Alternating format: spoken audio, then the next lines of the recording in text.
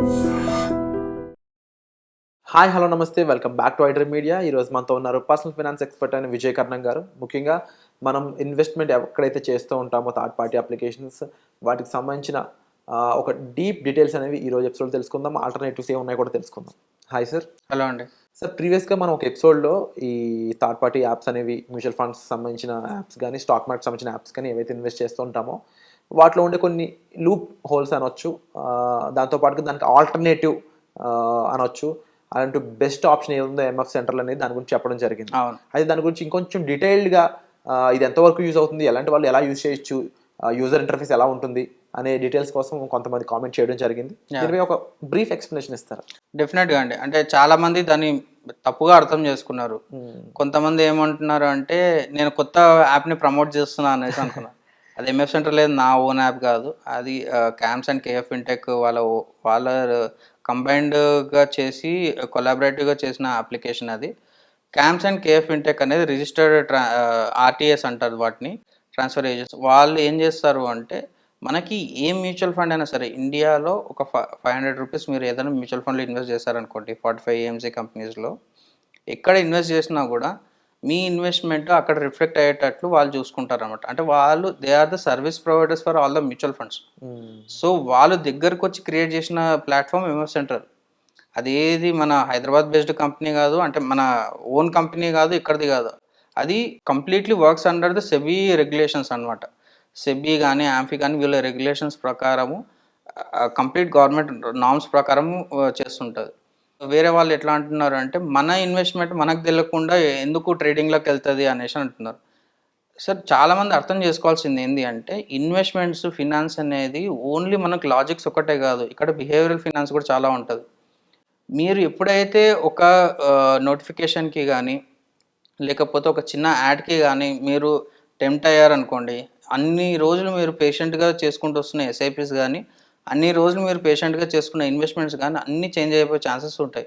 మీరు ఎమోషనల్గా అంత స్ట్రాంగ్గా ఉన్నారు అంటే అంత మన బిహేవియర్ ఫినాన్స్ అంటాం కదా, అంత ఎమోషనల్ మనం స్ట్రాంగ్గా ఉన్నాము, మనం ఎటువంటి వాటికి టెంప్ట్ అవ్వట్లేదు అంటే you can use any application. అట్లా వాటి యూజ్ చేయొద్దని కాదు, అవి యూజ్ చేసి తెలియని వాళ్ళకి ఎక్కువ హామ్ అయ్యే ఛాన్సెస్ ఉంటాయి. అట్లని వాటిని యూజ్ చేయొద్దని చెప్పడం అనమాట.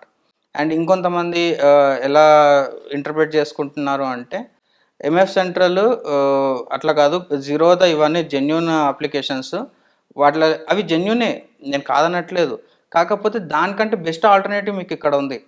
ఇప్పుడు ఒక అప్లికేషన్ ఒకటి అర్థం చేసుకోవాలండి, మీరు బిజినెస్ ఎట్లా వర్క్ అవుతుందో మీరు అర్థం చేసుకోవాలి. ఒకడు ఎవరైనా మీకు ఫ్రీగా ఏదైనా ఇస్తున్నారు అంటే దాని వెనకాల అతనికి రెవెన్యూ వచ్చేది వేరే ఆప్షన్ ఏదో ఒకటి ఉంటుంది.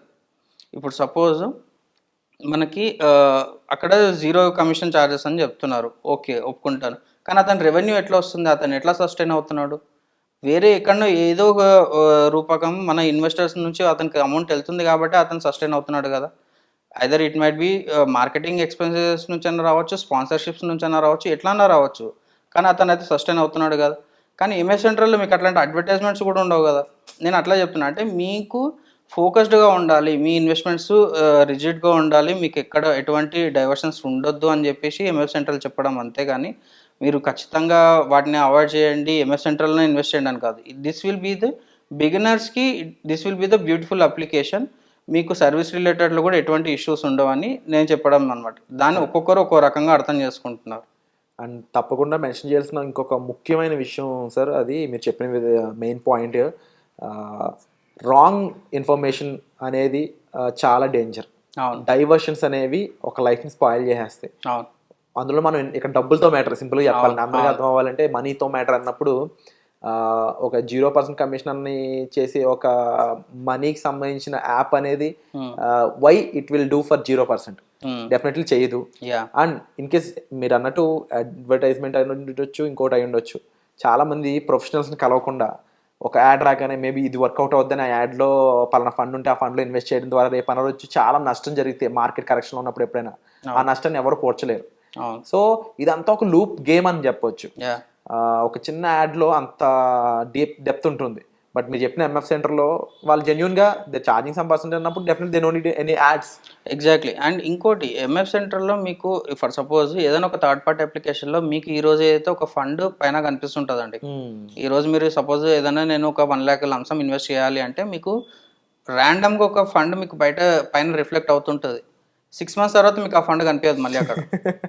ఎంఎఫ్ సెంటర్లో అట్లా ఉండదు, మీకు ఆల్ఫాబెటికల్ ఆర్డర్లో ఉంటుంది. మీకు ఏ ఫండ్ కావాలో మీరు అక్కడ సెర్చ్ చేస్తే కానీ మీకు ఆ ఫండ్ దొరకదు. అంటే ఇది చాలా చిన్న విషయం. అంటే సాఫ్ట్వేర్ పాయింట్ ఆఫ్ వ్యూలో చూసుకుంటే ఇట్స్ నథింగ్.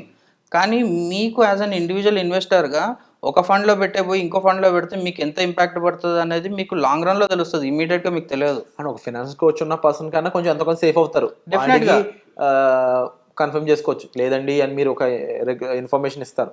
బట్ చాలా మంది ఏంటంటే సరే చూసాం ఒక 2000 కదా అని పెట్టుకుంటూ వెళ్ళిపోతారు. ఎస్ఐపి 2000 కాస్త ఎప్పటికి ఏమైనా జరిగితే పరిస్థితి. ఎగ్జాక్ట్లీ. ఇప్పుడు టైప్ ఆఫ్ ఫండ్స్లో ఎక్కడ ఇన్వెస్ట్ చేస్తున్నారు, ఏ ఫండ్లో ఇన్వెస్ట్ చేస్తున్నారు, డైరెక్ట్లో చేస్తున్నారా, రెగ్యులర్ చేస్తున్నారా, లేకపోతే డైరెక్ట్లో చేసుకుంటే ఇన్కమ్ జనరేషన్ దానిలో చేస్తున్నారా, లేకపోతే గ్రోత్లో చేస్తున్నారా, లేకపోతే ఇట్లా చాలా రకాలు ఉంటాయి కదా. ఇవన్నిటి కంప్లీట్ అండర్స్టాండ్ చేసుకొని మీరు ఇన్వెస్ట్మెంట్ చేయండి.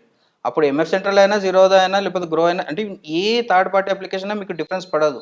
ఫస్ట్ అవేర్నెస్ పెంచుకోండి. ఎందుకు ఈ ఎంఎఫ్ సెంట్రల్ నేను చెప్పాను, సజెస్ట్ చేస్తున్నా, అర్థం చేసుకోండి. తర్వాత you can take a call అనమాట. బట్ డెఫినెట్లీ సార్ మీరు మెన్షన్ చేసిన మెయిన్ పాయింట్ అనేది చాలా మందికి అర్థం అవ్వాల్సిన విషయం అని చెప్పొచ్చు. ఎందుకంటే మైండ్ అనేది చాలా డెలికేట్గా ఉంటుంది. వాళ్ళకి definitely IT professionals, pharma, any employment తీసుకున్నా అదర్ దెన్ ఫైనాన్షియల్స్, వాళ్ళు చూసినప్పుడు అరే ఈ ఫండ్ కూడా మంచిది, తెగ సజెస్ట్ చేస్తున్నారు కదా, అందరూ ఇన్వెస్ట్ చేస్తున్నారు కదా, మంచిదేనేమో అని ఒక ఆ థాట్ ఏం చేస్తుందంటే యాక్షన్ తీసుకునేలా చేస్తుంది. తర్వాత రిజల్ట్ అనేది వాళ్ళని బాధపడేలా చేస్తుంది. దానికి మెయిన్ రీజన్ ఇటువంటి ప్రొసీజర్స్. సో అలాంటి ప్రొసీజర్స్ ఏమీ లేకుండా జెన్యున్ గా ఎంఎఫ్ సెంటర్ నడుస్తుంది కాబట్టి డెఫినెట్లీ అదొక వెల్కమింగ్ గెస్చర్ కింద మనం చూడాలి. సో దీనికి సంబంధించి మీకు ఇంకా డౌట్స్ ఉన్నాయి, లేదు ఈ సార్ చెప్పిన దానికంటే మీరు ఆల్రెడీ జీరోతో ఇన్వెస్ట్ చేస్తున్న ఫలానా, ఫర్ ఎగ్జాంపుల్ ఏదో ఒక మీరు యాప్లో ఇన్వెస్ట్ చేస్తున్నారంటే దానికి సంబంధించిన ఎకరసీ ఎంతవరకు ఉంది, అందులో ఎంతవరకు మీరు రైట్ ఇన్వెస్ట్మెంట్ చేస్తున్నారు అనే విషయాలపై మీరు పూర్తిగా డీటెయిల్స్ అనేవి తెలుసుకోవచ్చు సార్తో మీరు డైరెక్ట్గా మాట్లాడడం ద్వారా. దానికోసం పర్సనల్ అపాయింట్మెంట్స్ అనేవి సైతం ఆన్లో ఉన్నాయి. డౌట్ ఎటువంటిదైనా సరే క్లారిఫై చేసుకోవడం అనేది మనకి చాలా ఇంపార్టెంట్ అండి. లేకపోతే ఇబ్బంది పడేది మనం కాబట్టి, ముఖ్యంగా మనీ మ్యాటర్ కాబట్టి ఇక్కడ.